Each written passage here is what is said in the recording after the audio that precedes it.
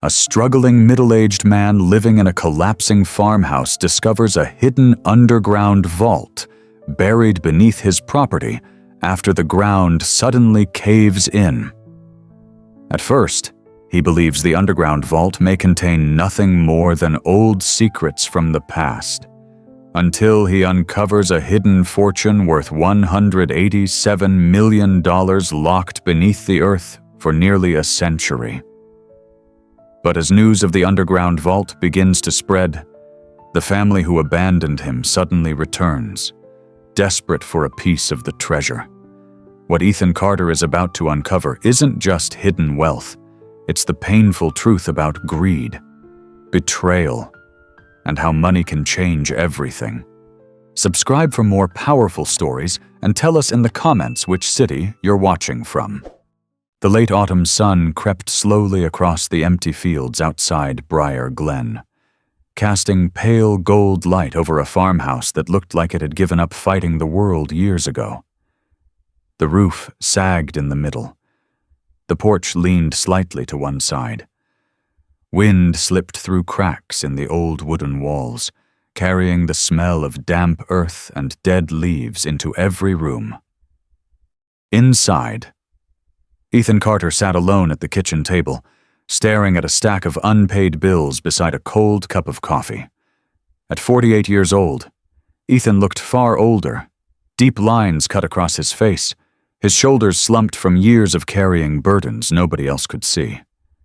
Just 3 years earlier, he'd been managing million-dollar construction projects in downtown Chicago. Now he was back in the dying farmhouse where he grew up, broke, divorced, unemployed, and taking care of his aging mother. The silence inside the house felt unbearable sometimes. No phone calls, no visitors, no sign that the outside world remembered he existed. His son, Tyler, hadn't spoken to him in almost 8 months. The old furnace rattled violently before going silent again. Ethan closed his eyes and rubbed his temples. Another thing broken. Another problem he couldn't afford to fix. Then, somewhere behind the house, he heard it. A deep crack beneath the ground. Ethan froze.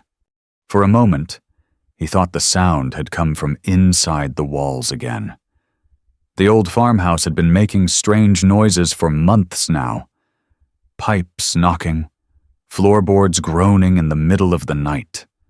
The kind of sounds old houses made when they were slowly dying. But this was different. This sounded deeper. He pushed back his chair and stepped onto the porch. Cold wind hit his face instantly. The sky above Briar Glen had turned gray, heavy clouds hanging low over the fields. Somewhere in the distance, thunder rolled across the hills. Then he saw it. About 30 yards behind the house, near the edge of the dead vegetable garden, the ground had collapsed inward. Damn it! Ethan pulled his coat tighter and walked across the wet grass. Every step sank slightly into the mud from last night's rainstorm. As he got closer, his stomach tightened. The hole was massive, at least 8 feet wide. Fresh dirt had caved inward, exposing something buried beneath the earth. At first, Ethan thought it was old tree roots or debris, but then he saw straight edges. Wood. Old timber beams. Perfectly aligned. What the hell is this? He crouched carefully near the edge. The soil beneath him shifted slightly, making his pulse jump.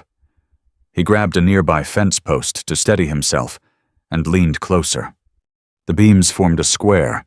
Not random debris. A structure. Rainwater dripped from the exposed wood, revealing iron bolts darkened by age. Ethan brushed mud away with his hand and uncovered something that made his breath catch. An iron handle, attached to a wooden surface. A door. No way. A cold chill crept up his spine. The Carter farmhouse had been in the family for nearly 50 years. Ethan knew every inch of the property. Or at least he thought he did. Yet somehow, buried beneath the land his family had walked on for decades, there was a hidden underground entrance. Wind howled through the trees behind him. For a second, Ethan considered walking away, calling the county, maybe even the police. But another thought pushed its way into his mind. Money! The roof leaked every time it rained. The bank had already sent 2 foreclosure notices. His mother's medication costs kept climbing every month, and his savings account contained less than $400. If this was some kind of old bunker or forgotten cellar, maybe there was something valuable inside. Ethan hated himself for thinking it. But desperation changes people. He hurried back to the barn and grabbed a shovel, a crowbar, and an old flashlight from his toolbox. By the time he returned, rain had started falling again, cold drops soaking through his jacket.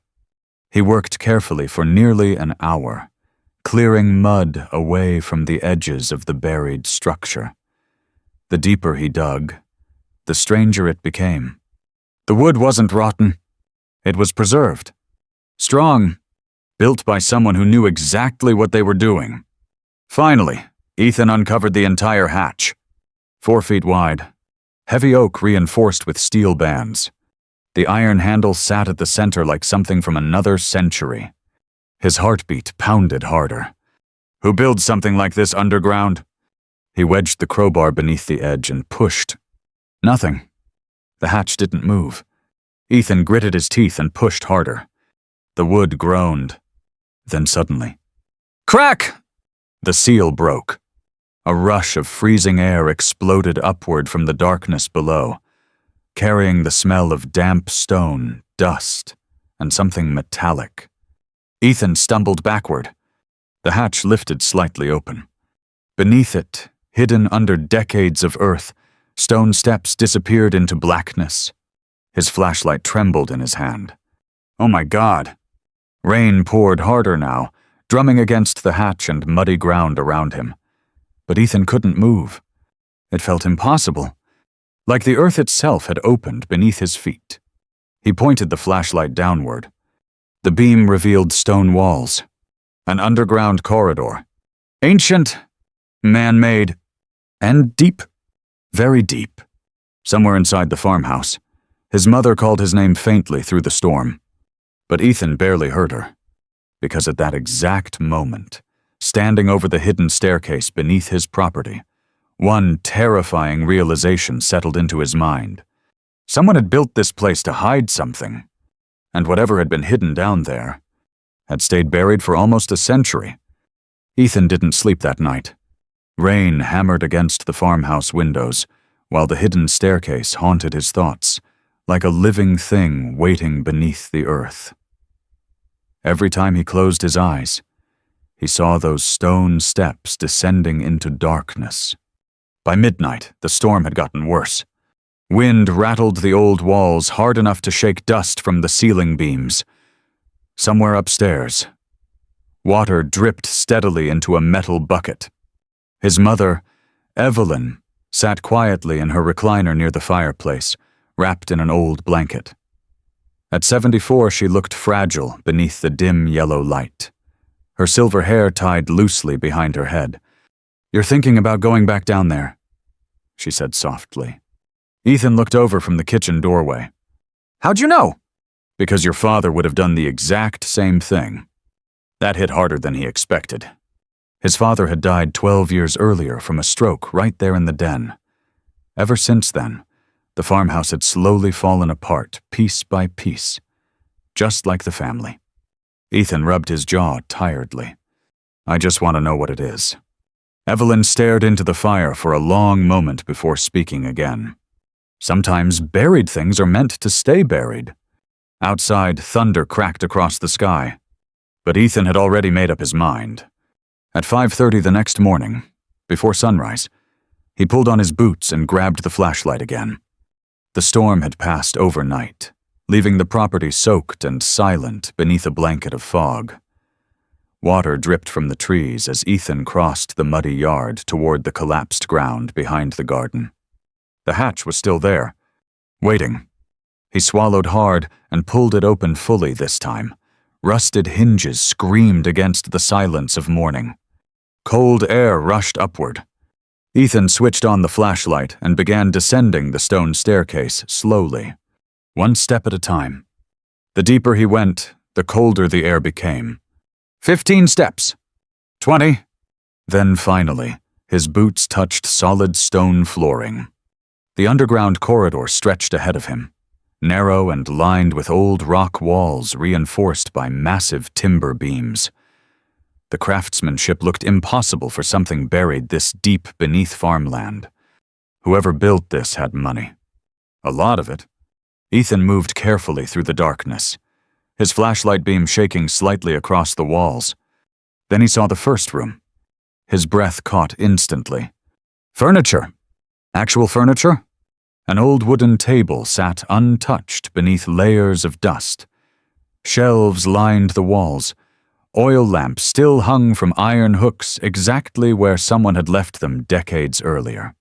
It looked frozen in time. Like whoever had been down here simply vanished one day and never came back.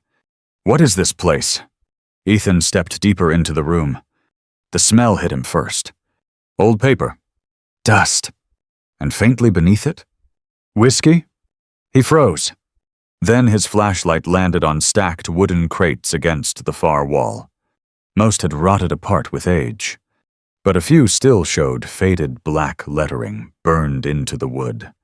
Canadian whiskey, 1931. Ethan stared at the crates in disbelief. No way. A bootlegging operation. An underground smuggling bunker? His heart pounded harder now. This wasn't just some forgotten cellar. This was history. Real history. Then he noticed something else. A second doorway at the far end of the room. Unlike the others, this one was reinforced with steel. Ethan approached slowly. The corridor beyond was narrower, darker, colder. At the very end stood a massive steel door built directly into the stone wall. Vault door. Huge! Industrial. Its surface was covered in rust, but the locking wheel at the center remained intact.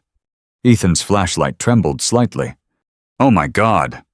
Whoever built this place hadn't just hidden alcohol. They had hidden something far more important. He stepped closer to examine the lock. Then suddenly, bang! A deafening noise exploded above him. Ethan jumped violently. Dust rained from the ceiling. Another sound followed. Footsteps. Heavy footsteps moving across the ground overhead. Someone was outside. Someone else knew about the hatch. Ethan killed the flashlight instantly. Darkness swallowed him whole. His breathing turned shallow. Above him, footsteps moved slowly across the yard, crunching gravel, shifting dirt. Then came a sound that made his blood run cold. The hatch opening? A long creak echoed down the stone staircase. Someone was coming down! Ethan pressed himself against the cold stone wall, barely breathing. Darkness swallowed the underground corridor completely after he shut off the flashlight. Above him, the hatch groaned wider open. Then came the sound of boots descending the stairs. Slow. Careful. Whoever it was knew enough to move quietly. Ethan's pulse hammered inside his ears. His mind raced through possibilities. County inspectors. Police. Looters. Or worse, someone connected to whoever built this place in the first place. A beam of light suddenly cut through the darkness overhead. Flashlight? The stranger was halfway down the staircase now. Ethan glanced around desperately. The steel vault door stood only a few feet away, impossible to open without making noise. The corridor itself offered nowhere to hide except shadows. The footsteps stopped. A man's voice echoed faintly underground. Hello. Older voice. Male. Calm. Not law enforcement. Ethan stayed silent. The flashlight beam swept across the corridor walls slowly before finally landing near the vault. Then the man cursed under his breath. Well, I'll be damned. Ethan recognized the voice instantly. Walter Grayson, his nearest neighbor. 70 years old, retired mechanic. Lived alone half a mile down the road. Walter stepped fully into the corridor, staring around in disbelief. His flashlight passed dangerously close to Ethan's hiding spot before moving away again. Ethan Walter called quietly. Still silence. Walter exhaled heavily. I know you're down here. Ethan finally stepped out from the shadows. Walter nearly jumped out of his boots. Jesus Christ, he snapped, clutching his chest. You trying to kill me? What are you doing here? Ethan demanded. Walter lowered the flashlight slowly. Town's been talking. Somebody saw the ground collapse. Then Gary from the assessor's office mentioned there was some kind of structure under your property. Ethan's stomach tightened. Of course people were talking. Small towns fed on rumors like oxygen. Walter looked past him toward the massive vault door. You actually found it. Ethan froze. Found what? Walter hesitated. For the first time since Ethan had known him, the old man looked genuinely nervous. My father told me stories when I was a kid, Walter said quietly. Stories about this land. Ethan stared at him. What stories? Walter moved deeper into the corridor, his flashlight tracing the ancient stone walls. Back during Prohibition, people used to disappear around Briar Glen. Men carrying cash, smugglers, federal agents. Folks said somebody was moving liquor through these hills and making a fortune doing it. His light settled on the vault. But the stories weren't about whiskey. A cold feeling crept through Ethan's chest. Walter looked at him carefully. They said there was money hidden underground. Millions. Neither man spoke for a moment. Dust floated through the flashlight beams between them. Then Walter said something that made Ethan's blood run cold.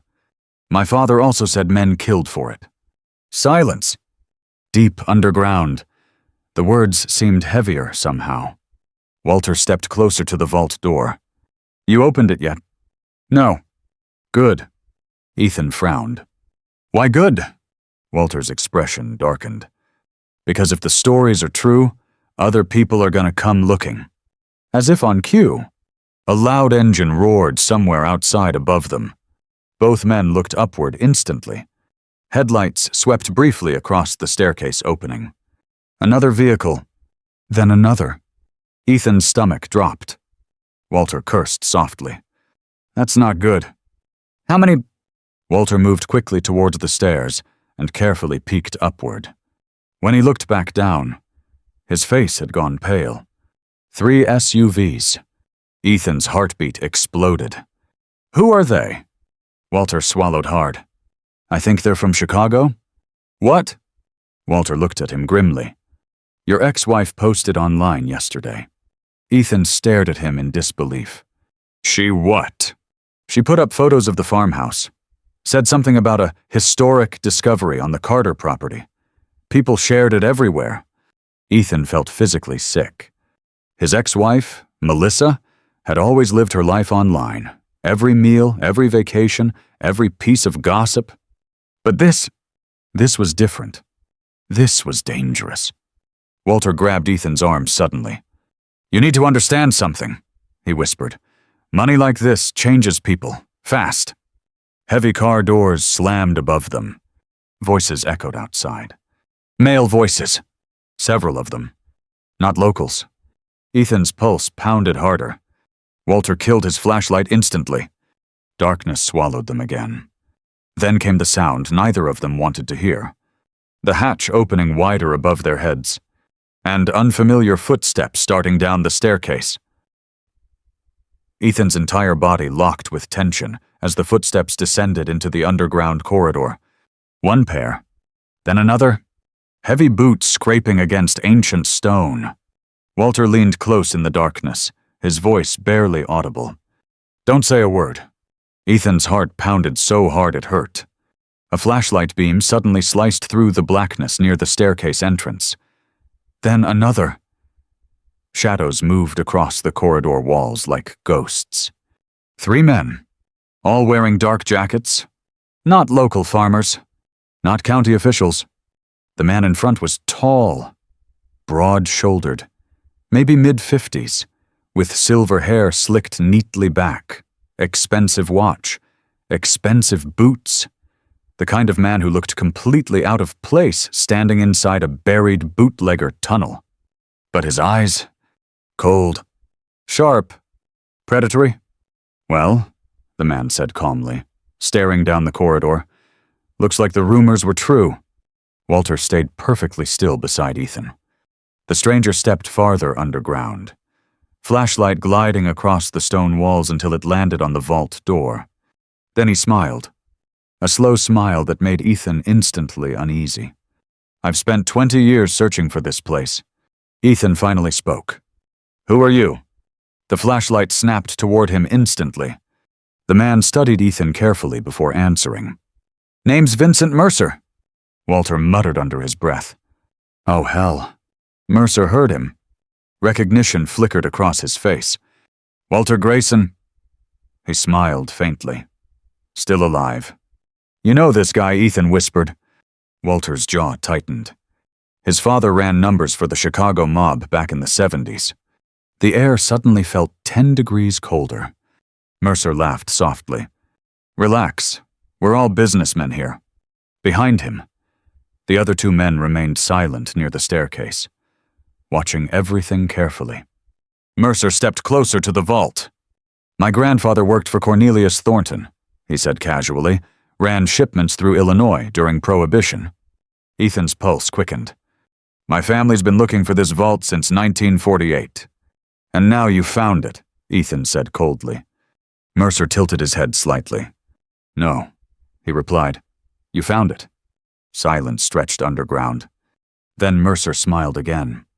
Which means we can help each other. Walter scoffed loudly. That's not how men like you work. Mercer ignored him completely. Instead, he looked directly at Ethan. You're broke, aren't you?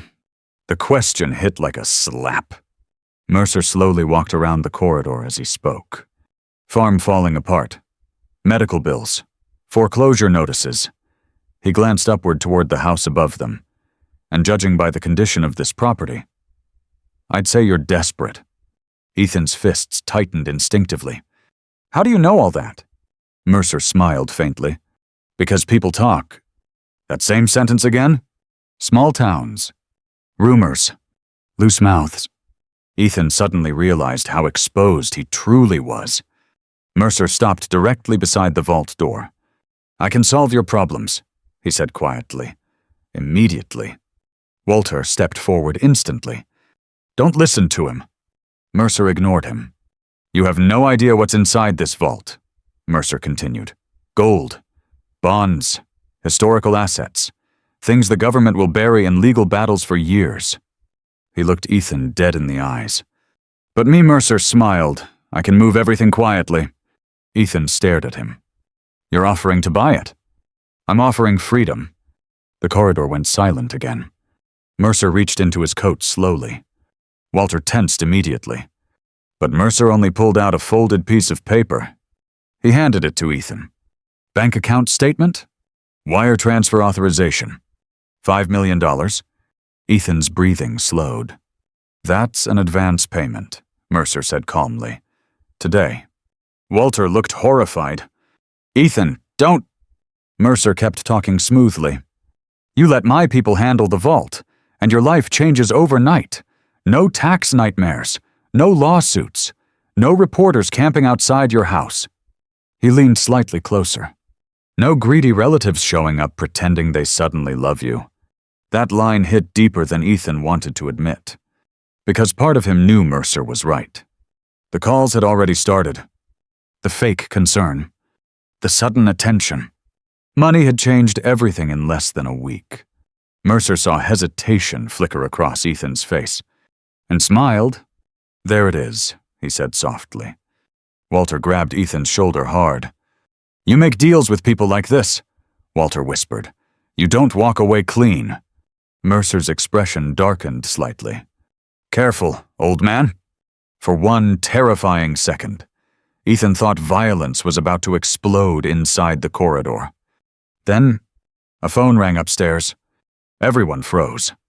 Mercer slowly turned toward the staircase. One of his men answered quietly above ground. After a brief moment, the man called downward. Boss, you need to hear this. Mercer climbed halfway up the stairs. The man whispered something into his ear. And suddenly, Mercer's confident expression disappeared completely. He looked back down at Ethan. For the first time since arriving, he seemed genuinely shaken. "What happened?" Ethan demanded. Mercer stared at him for several long seconds before answering. "Your son," he said quietly.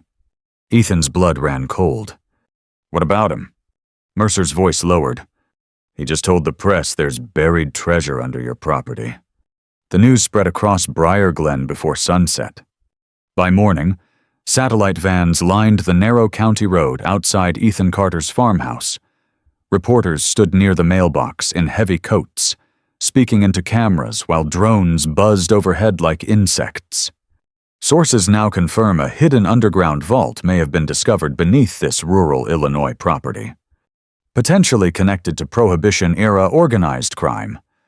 Unconfirmed estimates suggest the discovery could be worth tens of millions. Ethan turned off the television. Silence filled the kitchen again. But it wasn't the same silence anymore. This one felt dangerous.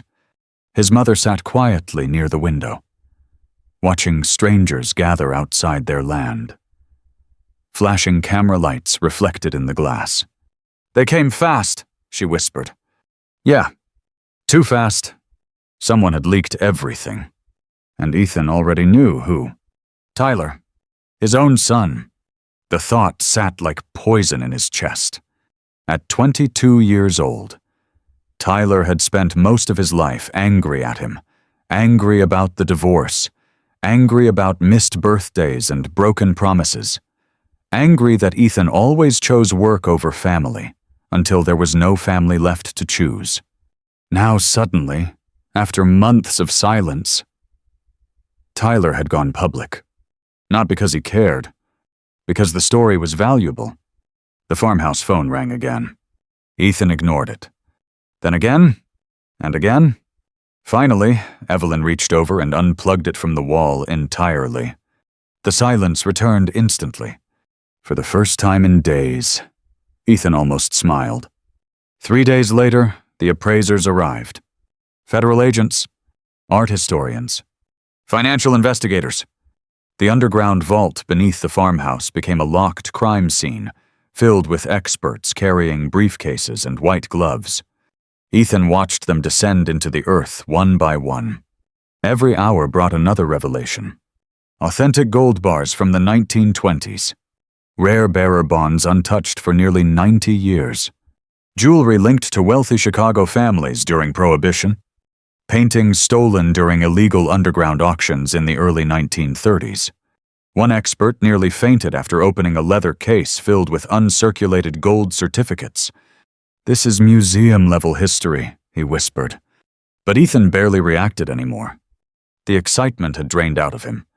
In its place came exhaustion, pressure, fear, and a strange sadness he couldn't explain. Because every dollar uncovered beneath the farmhouse seemed to destroy another piece of his family above it. On the 7th day, attorney Rebecca Holloway arrived personally from Chicago. Sharp suit, sharp eyes, the kind of woman who never wasted words. She placed a thick appraisal folder on Ethan's kitchen table. Everyone went silent. Even Evelyn stopped knitting. Rebecca opened the file slowly. "We completed final authentication this morning," she said calmly. Ethan leaned forward slightly. Outside, reporters still crowded near the road. Camera flashes flickered through the curtains. Rebecca adjusted her glasses. "The underground vault discovered beneath your property contains authenticated assets valued at approximately..." She paused. $187 million. Nobody moved. Nobody breathed. Even the old farmhouse itself seemed to fall silent around the number. $187 million. Ethan stared at her blankly. The figure didn't feel real. It couldn't be. Just weeks earlier, he'd been searching couch cushions for gas money. Now strangers were telling him he was one of the wealthiest men in the state. His mother covered her mouth softly. "Oh, Lord." Rebecca continued carefully. "After taxes and federal claims, your net holdings will likely remain above 100 million. Still impossible. Still absurd." Ethan stood slowly and walked towards the kitchen window. Outside, cameras waited. People waited. The world waited. And suddenly, for the first time in years, he felt angry. Not grateful. Not excited. Angry. Because now they all saw him. Now he mattered. Now his phone exploded with messages from relatives who disappeared years ago. Now Tyler suddenly wanted interviews. Now old friends called him brother. Money had resurrected him in the eyes of the world, but only because they thought they could touch it. Rebecca broke the silence gently. There's something else. Ethan turned back. The media already obtained partial records connected to the vault. She explained. By tomorrow, this becomes national news. Evelyn looked frightened. What happens then? Rebecca hesitated. You'll become targets. The room went still again. Financial predators, lawsuits, opportunists, long-lost relatives, people claiming entitlement. She looked directly at Ethan. You need security immediately. Ethan laughed quietly. Not because it was funny. Because it was insane. A month ago, nobody cared if he lived or died. Now people needed security around him. He walked slowly back to the table and stared at the appraisal file again. $187 million, buried beneath a collapsing farmhouse, waiting under his feet his entire life. Then his phone vibrated. A text message. Tyler, after 8 months of silence. Ethan opened it slowly. Dad, we need to talk. But before Ethan could answer, another message appeared immediately beneath it. From an unknown number. If you want to keep your family safe, don't trust anyone around you. The first snow of winter fell over Briar Glen the morning Ethan called the family meeting. Thin white flakes drifted across the dying fields surrounding the farmhouse, covering the muddy tire tracks left behind by news vans and strangers who had spent the last 2 weeks circling his property like vultures. Inside, the house felt warmer than it had in years. Not because the furnace worked any better, because something inside Ethan had changed. The dining table was crowded for the first time in nearly a decade. Tyler sat across from him, nervous, avoiding eye contact. Beside him sat Melissa, Ethan's ex-wife, scrolling anxiously through her phone every few minutes. Ethan's cousins had driven in from Springfield. 2 distant relatives he barely recognized stood near the doorway, pretending they suddenly cared about family. Even his older brother, Graham, had appeared after 5 years of silence. And every single one of them had the same look in their eyes. Expectation. Money had pulled them here like gravity. Ethan stood quietly at the head of the table while snow tapped softly against the windows behind him. His mother, Evelyn, sat near the fireplace watching everyone carefully. Nobody spoke at first. Then Graham cleared his throat. So, he said cautiously. What happens now? The room instantly became still. Ethan looked around slowly. At faces he once loved. Faces that disappeared when life got hard. Faces that only returned after cameras and reporters started talking about $187 million buried beneath the Carter farmhouse. He took a slow breath. When your mother got sick last winter, Ethan said calmly, none of you called. Silence. When the bank tried to take this house, his eyes moved across the room. None of you showed up. Tyler lowered his head slightly. But the second money appeared. Ethan continued quietly. Suddenly everyone remembered where I lived. Melissa shifted uncomfortably. Ethan, that's not fair. No, he interrupted softly. What wasn't fair was watching my mother choose between medication and groceries, while people who shared our blood forgot we existed. The room went silent again. No arguments this time, because they knew he was right. Ethan reached into the folder sitting on the table beside him. Every eye followed the movement instantly. He pulled out several documents. Legal papers. Signed. Finalized. I made my decision yesterday, he said. Tyler finally looked up. What decision? Ethan's voice remained calm. I'm not dividing the money among the family. The reaction hit instantly. Melissa's eyes widened. Graham cursed under his breath. One cousin actually laughed nervously like he'd misheard. Tyler stared at his father in disbelief. Dad? Ethan raised his hand gently. I spent weeks angry, he admitted. Angry at all of you. Angry at myself. Angry that it took money for anyone to notice I was still alive. He paused. But anger doesn't build anything. Snow continued falling outside. Quiet. Peaceful. I kept thinking about all the people like my mother. Ethan continued. People growing old alone, forgotten, sitting in cold houses deciding whether they can afford heat or food. Evelyn's eyes filled with tears. And I realized something, Ethan said softly. This money buried people once already. The room stayed completely silent now. So I decided it should help people instead. He slid the papers across the table. Tyler picked them up first. His eyes widened as he read, The Carter Foundation, Emergency Housing Assistance, Senior Support Programs, Medical Aid for Elderly Residents, Mortgage Relief for Families Facing Foreclosure, funded with an initial endowment of $140 million. The entire room froze. Melissa whispered, Oh my God. Ethan nodded slowly. The foundation starts here in Briar Glen, then statewide. Tyler looked stunned. You're giving away $140 million. Ethan looked at his son carefully. I know exactly what it feels like to lose everything. Tears slowly filled Tyler's eyes. For the first time since arriving, the anger inside him seemed to disappear. What about us? Graham asked quietly.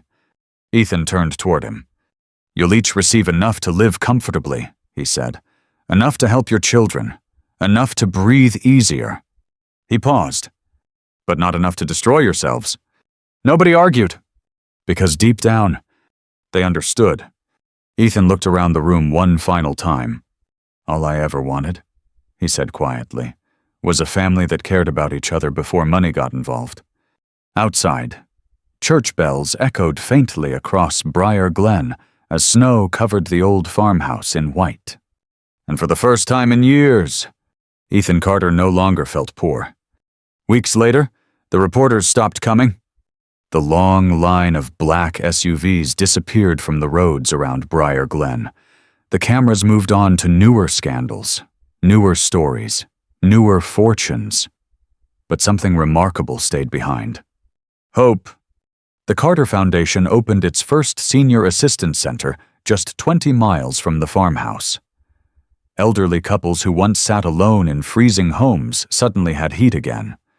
Families facing foreclosure received emergency mortgage relief before losing everything. Local shelters expanded, medical clinics reopened, and for the first time in decades, people in Briar Glen stopped feeling invisible. Ethan still lived in the farmhouse. He repaired the roof, fixed the porch, rebuilt the kitchen his mother loved. But he never turned the property into a mansion, never bought luxury cars, never moved to some private island far away from ordinary people. Because somewhere along the way, Ethan realized the vault beneath his land had uncovered something far more valuable than money. It exposed the truth.